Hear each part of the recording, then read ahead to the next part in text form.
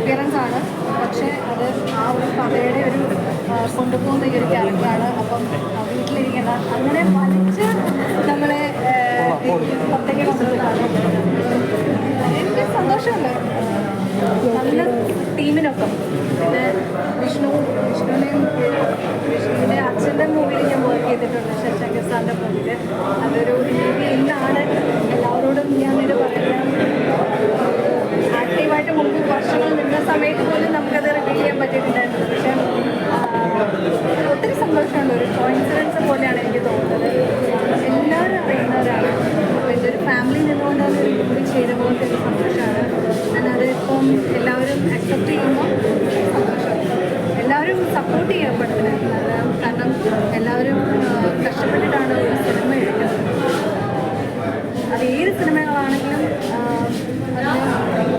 Maximum support ചെയ്യുക എന്നുള്ളതാണ് നമ്മൾ ചെയ്യുന്നത്.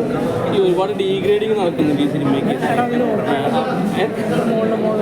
അപ്പം ചേച്ചി എന്താ അതിനെപ്പറ്റി പറയുന്നത്? കാരണം പടം കണ്ടെല്ലാവരും നല്ല അഭിപ്രായം പറയുന്നുണ്ട്. അതുതന്നെ ഞാൻ പറയുന്നത്, നമ്മൾ എല്ലാവർക്കും വേണ്ടിയിട്ടാണ് സിനിമകൾ ചെയ്യുന്നത്.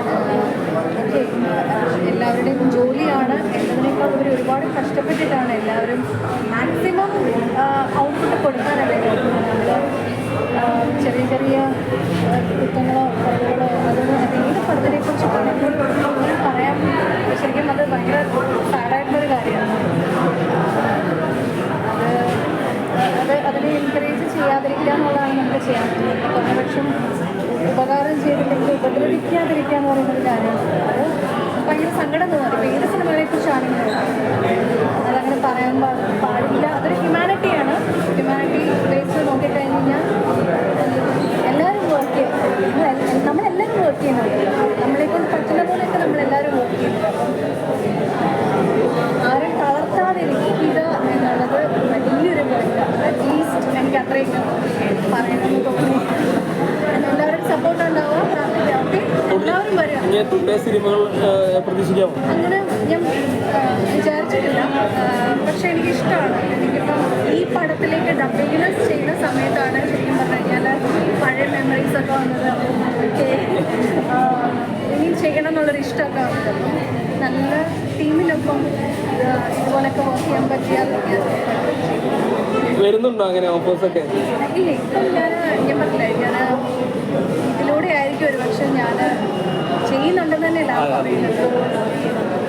വന്നാൽ ചെയ്യല്ലോ. ചെയ്യണമെന്നാണ് ആഗ്രഹം. ഓക്കെ, അപ്പോൾ all the best. Thank you. Sumathi വിളവിലെ മാമ എന്നാണ് കഥാപാത്രത്തിന്റെ പേര്. അതൊരു അല്ല, വേറെ നായികയുടെ കഥാപാത്രത്തിന്റെ മാളു എന്നാണ്. എൻ്റെ ക്യാരക്ടറിൻ്റെ പേര് നമ്മുടെ മെയിൻ കഥാപാത്രം മാമയും തുടരട്ടെ. തുടരട്ടെ. Thank U.